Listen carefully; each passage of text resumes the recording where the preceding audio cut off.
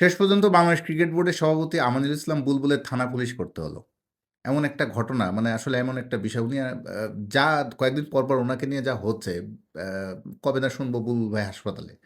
হাসপাতালে যাওয়ার আসলে অনেক বিষয় আছে। একটা মানুষকে কে কে বিরুদ্ধে বা একটা মানুষকে কেন্দ্র করে এত বেশি মানে নেগেটিভিটি মানে কেন কি কারণে আসলে আমরা আরো সময় গেলে বুঝতে পারবো। আমিনুল ইসলাম বুলবুলের এখনো পর্যন্ত যে কটা ঘটনা ঘটলো আমি দেখলাম। কিছুদিন আগে তাকে অস্ট্রেলিয়া পাঠিয়ে দেওয়া হলো। তিনি ঢাকায় অফিস করছেন, বাংলাদেশ ক্রিকেট বোর্ডের নিয়মিত যাচ্ছেন। তো এর মধ্যে আমরা খবর পেলাম মেইনস্ট্রিমের মিডিয়াতে পর্যন্ত খবর আসলো আমিনুল ইসলাম বুলবুল দেশ ছেড়ে চলে গেছেন, মেলবোর্নে চলে গেছেন। পরে দেখা গেল পরের দিন সকালে তিনি দিব্যি বিসিবি অফিস করে বিসিবি কার্যালয়ে আসছেন, অফিস করছেন, ওয়ার্কশপ করছেন, মাঠে ঘুরছেন। তাহলে আমরা এই খবরটা কেন ছড়াচ্ছে? কারা ছড়াচ্ছে? সে সবেরই যেন মাত্রা ছাড়িয়ে গেল এই রিসেন্ট ঘটনাটা। তার বিরুদ্ধে ফিক্সিংয়ের অভিযোগ এবং তদন্তে অ্যালেক্স মার্শাল। যে অ্যালেক্স মার্শালকে তিনি মানে লাখ, লাখ টাকা খরচ করে বাংলাদেশ ক্রিকেটে যুক্ত করেছেন এই আমিনুল ইসলাম বুলবুল, এই অ্যালেক্স মার্শালকে, যিনি এবার ফিক্সিংটাকে 82% ফিক্সিং নাকি রিডিউস করা গেছে লাস্ট বিপিএলে। এই অ্যালেক্স মার্শালের টিম নাকি এত সুচারুভাবে এবং অনেক খেলোয়াড় বিরক্ত হয়েছেন মাঝে শুনেছি। অনেকে ফ্র্যাঞ্চাইজি ওনাররা অনেকে এত বেশি যাচাই বাছাই করছিলেন। বাংলাদেশের ক্রিকেটে হয়তো এত অভ্যস্ততা ছিল না যে কীভাবে ফিক্সিংয়ের ব্যাপারে তদন্ত হয়। যাই হোক, সে অ্যালেক্স মার্শাল নাকি তদন্ত করবেন আমিনুল ইসলাম বুলবুলের বিরুদ্ধে। কি যে অদ্ভুত এবং অস্বাভাবিক সব তথ্য ছড়ায় সোশ্যাল মিডিয়া, তখন গুজবের কারখানা, সেটা ভেরিফাই করা দায়িত্ব যে মেইন স্ট্রিমের মিডিয়াদের, সেখানেও মাঝে মাঝে এমন মানে এমন খবর আমরা দেখি আমিনুল ইসলাম বুলবুলকে নিয়ে। আসলে তিনি তিনি নিজে কীভাবে যে এত কিছু মানে সামলাচ্ছেন, কীভাবে এত কিছু অ্যাবজর্ব করছেন, এটা আসলে একটা বিশাল বিস্ময়কর একটা ব্যাপার। তো এবার আমিনুল ইসলাম বুলবুল চুপ করে বসে থাকেননি। বিসিবি সভাপতি তিনি থানায় গেছেন, থানা পুলিশের দ্বারস্থ হয়েছেন এবং একটা জিডি করা হয়েছে মিরপুর থানায়। সে জিডির নাম্বার সহ এবং প্রেস বিজ্ঞপ্তি দিয়ে বাংলাদেশ ক্রিকেট বোর্ড আমাদেরকে জানিয়েছে শুক্রবার রাতে যে এই ভিত্তিহীন বানোয়াট উদ্দেশ্যপ্রণোদিত এইসব খবর যে বিভ্রান্তিকর বিষয় ছড়ানো হচ্ছে, তারা এর বিরুদ্ধে লিগ্যাল নোটিশ মানে আইনগত ব্যবস্থা তারা নেয়ার যে বিষয়টি তারা সেটা পরিষ্কার করেছে। তো বাংলাদেশের একজন board president, cricket board president, তাকে জিডি করতে হচ্ছে, থানা পুলিশের দ্বারস্থ হতে হচ্ছে। এটা নিশ্চয়ই একটা দুঃখজনক ব্যাপার যে আমরা খবর বা যেকোনো গুঞ্জন ছড়ানোর ক্ষেত্রে কতটা দায়িত্বশীল পরিচয় হওয়া যতটা দরকার ততটা আমরা হচ্ছি কিনা। আসলে এটা হওয়ার অনেক কারণ আছে। আমিনুল ইসলাম বুলবুল, আমরা সাধারণত বোর্ড প্রেসিডেন্ট সাধারণত তাদেরকে দেখি ম্যাক্সিমাম পলিটিক্যাল ব্যাকগ্রাউন্ড থেকে আসে। আমিনুল ইসলাম বুলবুল তিনি নন পলিটিক্যাল ব্যাকগ্রাউন্ড, তাকে তিনি কখনো মানে এর আগে ক্রিকেট প্রশাসনে এভাবে আসেননি, কাজ করেননি। গত বছরের মে মাসে হঠাৎ করে এলেন, ফারুক আহমেদকে যেভাবে অপসারণ করা হলো এরপর তিনি আসলেন। আম অ্যা দীর্ঘদিন আইসিসিতে চাকরি করেছেন, একসময় সাবেক অধিনায়ক, বড় খেলোয়াড় ছিলেন বাংলাদেশের ক্রিকেটের প্রেক্ষাপটে। সব মিলিয়ে তিনি ক্রিকেট বোর্ডে এসে তাকে আসলে অনেক চ্যালেঞ্জিং মোমেন্ট, অনেক চ্যালেঞ্জিং পরিস্থিতি ফেস করতে হচ্ছে প্রতিনিয়ত। অ্যা তিনি প্রায় মাঝখানে বলেছিলেন যে তার একটা লং ইনিংস খেলতে হচ্ছে। তার কঠিন একটা স্ট্রং একটা অপোনেন্ট বোলিং অ্যাটাকের বিরুদ্ধে। সেখানে কোনোদিন ভালো যাচ্ছে, কোনোদিন খারাপ যাচ্ছে। এই মিলিয়ে তার দিন। কিন্তু মনে হয় যে তার চেয়ে বেশি চ্যালেঞ্জিং মোমেন্ট বা পরিস্থিতি আমার মনে হয় বাংলাদেশে আর কোনো ক্রিকেট বোর্ডের প্রেসিডেন্টকে পড়তে হয়নি। এখন ১২ই ফেব্রুয়ারি নির্বাচনের পর কি হবে বোর্ডের কত কথাই আমরা শুনছি।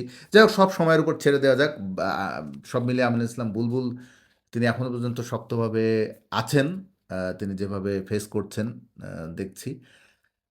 এর মধ্যে তার আরেকটা বড় চ্যালেঞ্জ, বাংলাদেশ ক্রিকেটে এখন কোনো খেলা নেই। আকস্মিকভাবে একটা শূন্যতা তৈরি হয়েছে। যেহেতু বাংলাদেশ বিশ্বকাপে গেল না খেলতে, বা আমরা এই ঘটনা তো আপনারা দেখলেন, বাংলাদেশ ক্রিকেট বোর্ড, বাংলাদেশ সরকার তারা নিরাপত্তার কারণ দেখিয়ে যেহেতু ভারতে গেল না, বিশ্বকাপটা খেলল না। যখন সারা ওয়ার্ল্ড ক্রিকেট টি-20 বিশ্বকাপ নিয়ে মাতবে তখন বাংলাদেশ সেই টুর্নামেন্টটা স্রেফ দর্শক।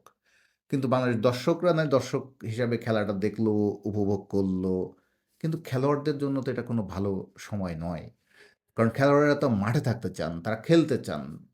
প্রতিদ্বন্দ্বী দলগুলো, প্রতিপক্ষ দলগুলো যেখানে ৪ ছক্কার বন্যা বইয়ে দিবেন, উইকেটের শিকার আনন্দে মেতে উঠবেন। বাংলাদেশের লিটন দাস, মুস্তাফিজুর রহমান তারা কি ঘরে আম আ বড় টিভিতে তারা কি ঘরে বসে সেই খেলা দেখবেন শুধু? এখন বিসিবি চাচ্ছে এই সময়ে খেলোয়াড়দের মাঠে নামাতে, একটা টুর্নামেন্ট করতে। ৩ দলের হয়তো টুর্নামেন্টটাও হবে। আমরা টুর্নামেন্ট সম্পর্কে আরো ক্লিয়ার পিকচার পাবো ২-১ দিনের মধ্যে বিসিবি জানিয়ে দেবে। শুক্রবারও অনেক মিটিং-সিটিং করেছে বিসিবি বিভিন্ন সংস্থা, বিভিন্ন ডিপার্টমেন্টের সঙ্গে। সেখানে মোটামুটি তারা চূড়ান্ত হয়ে গেছে। হয়তোবা বাংলাদেশের জাতীয় দল, এ দল, এইচপি দল, এই সব যাদের যে বিসিবি যে দলগুলো আছে না, এই দলগুলো মিলিয়ে হয়তো ৩ টা বেস্ট টিম করবে। ৩ টা ক্যাপ্টেনের নেতৃত্বে লিটন দাস, শান্ত, তাদের হয়তো লিডারশিপে আমরা খেলা দেখব। মিরপুরে একটা জমকালো ৫-৬ দিনের একটা শর্ট টুর্নামেন্ট। এটা ইলেকশনের আগেই শেষ করতে যাচ্ছে বিসিবি। টুর্নামেন্টটা ৪-৫ দিনের মধ্যেই হয়তো টুর্নামেন্টটা হয়ে যাবে। একটা জমকালো টুর্নামেন্ট করা এবং সেই টুর্নামেন্টে শুধু ফ্রি না, খেলোয়াড়রা যারা পার্টিসিপেট করবে তাদের একটা পারিশ্রমিকও দেওয়ার চেষ্টা করবে, যাতে বিশ্বকাপে গেলে একটা প্রাইজ মানি তো বাংলাদেশ খেলোয়াড়রা পেত। সেটাও একটু হালকা একটু অন্যভাবে কম্পেনসেট করা। যদিও এসব দুধের স্বাদ ঘোলে মেটানো আসলে এটা কিছু বসে থাকার চেয়ে কিছু করা এই আরকি এই চেষ্টাটা। আর নির্বাচনের পরে বিসিএল ৫০ ওভারের একটা টুর্নামেন্ট হয়তো বিসিবি করতে যাচ্ছে।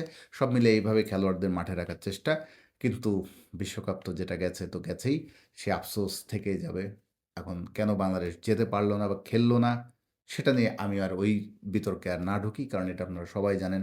সরকারের সিদ্ধান্ত, নিরাপত্তা তারা মনে করছে নিরাপত্তাহীনতায় ভুগছে, ভারতে যেতে পারবে না এই মুহূর্তে। ইন্টারেস্টিং ব্যাপার, বাংলাদেশের ২ জন আম্পায়ার কিন্তু বিশ্বকাপ আম্পায়ারিং করতে তারা যাচ্ছেন, গাজী সোহেল এবং সৈকত। আম্পায়ার শরীফুদ্দৌলা ইবনে সৈকত। সৈকত তিনি আইসিসির এলিট মেম্বার, এলিট প্যানেলের আম্পায়ার। তিনি আইসিসির এলিট প্যানেলের আম্পায়ার। তাকে গাজী সোহেলও তিনিও এবার সুযোগ পেলেন টি-20 ওয়ার্ল্ড কাপে। ২ জন বাংলাদেশের আম্পায়ার ভারতে যেতে পারছে আম্পায়ারিং করার জন্য। কিন্তু বাংলাদেশের প্লেয়ারদের মানে টিম পাঠালো না বিসিবি। সেক্ষেত্রে বিসিবির ব্যাখ্যা হচ্ছে আ আম্পায়াররা হচ্ছে সরাসরি চুক্তিবদ্ধ আইসিসির সঙ্গে। আইসিসি তাদেরকে যদি আশ্বস্ত করে নিরাপত্তার ব্যাপারে, এবং যেহেতু মাত্র ২ জন ব্যক্তি যাবেন, ২ জন ব্যক্তিকে তারা আলাদাভাবে risk assessment, threat assessment report তাদেরকে পাঠিয়েছেন, ২ জন আম্পায়ারকেই।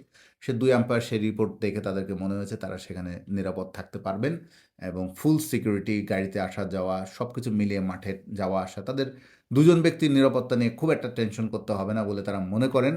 কিন্তু টিমের ক্ষেত্রে আবার প্রেক্ষাপটটা নাকি আলাদা। টিম পুরো একটা বড় একটা টিমের বহর, সঙ্গে অফিসিয়াল, সঙ্গে সাংবাদিক, দর্শক, এত যে মানুষ যাবে, সব মিলিয়ে ক্রিকেট টিমের ক্ষেত্রে তাদের নাকি যে প্রেক্ষাপট, ২ জন আম্পায়ারের প্রেক্ষাপট এক নয়। আবার একই সঙ্গে আম্পায়াররা তো সরাসরি আইসিসির সঙ্গে চুক্তিবদ্ধ। তারা সিদ্ধান্তটা তাদের ব্যক্তিগত, ক্রিকেট বোর্ডের নয়। যদি ২ আম্পায়ার মনে করে আমরা সেখানে সেফ ফিল করছি, তারা যেতে পারে। তারা আইসিসির চুক্তিবদ্ধ আম্পায়ার হিসেবে সেখানে আম্পায়ারিং করতে পারে। এটাই আরকি বিসিবির ব্যাখ্যা। এবং তাদের কেরিয়ার এটা। তারা কেরিয়ার, সেই কেরিয়ার তারা বাধাগ্রস্ত করতে পারে না। কিন্তু খেলোয়াড়দের তো দায়-দায়িত্ব সবকিছুই বিসিবির। সেক্ষেত্রে এবং যারা ফ্যানরা যাবে, অফিসিয়ালরা যাবে, সেখানে তো সরকারের রেসপন্সিবিলিটি আছে। সে মিলে সেই কারণে আরকি তারা এই ব্যাখ্যা দিচ্ছে আরকি, এই যুক্তি দিচ্ছে। এখন বাংলাদেশের ২ জন আম্পায়ার যাবেন ভারতে, বাংলাদেশ তবুও টি-20 ওয়ার্ল্ড কাপে যেভাবে হোক একটু হলেও আছে। এটাই বলতে হচ্ছে আরকি এই মুহূর্তে, আর কি বলব। আ সঙ্গে আরো একটা প্রসঙ্গ এসেছে, শুটিং দলকে পাঠাচ্ছে বাংলাদেশ সরকার, জিও দিয়েছে। শুটিংয়েও এরকম ২ জন মেম্বার যাবেন, একজন খেলোয়াড়, একজন কোচ, এবং শুটিং ফেডারেশনের শুটিং খেলাটা হয় একটা বদ্ধ পরিবেশে। সেখানে দর্শকদের বা অন্যান্য কোনো থ্রেট আসার সম্ভাবনা নেই। এই আরকি বিভিন্ন আমরা ব্যাখ্যা দেখলাম। আ বাংলাদেশের ভারতে যাওয়া একেবারে বন্ধ বিষয়টা তা কিন্তু নয়। ক্রিকেট দল না যেতে পারলেও ভারতে যাওয়া কিন্তু সব ঠিকই আছে। আ বিশ্বকাপটা আমরা আমরা মিস করব। বাংলাদেশ মিস করবে। আবার বাংলাদেশকেও বিশ্বকাপ মিস করবে। এই হচ্ছে বাংলাদেশ ক্রিকেটের এই পরিস্থিতি। আ সব মিলে দেখা যাক আগামী কিছুদিন আবার আমরা তাকিয়ে থাকি নতুন কোনো কিছু ঘটে কিনা।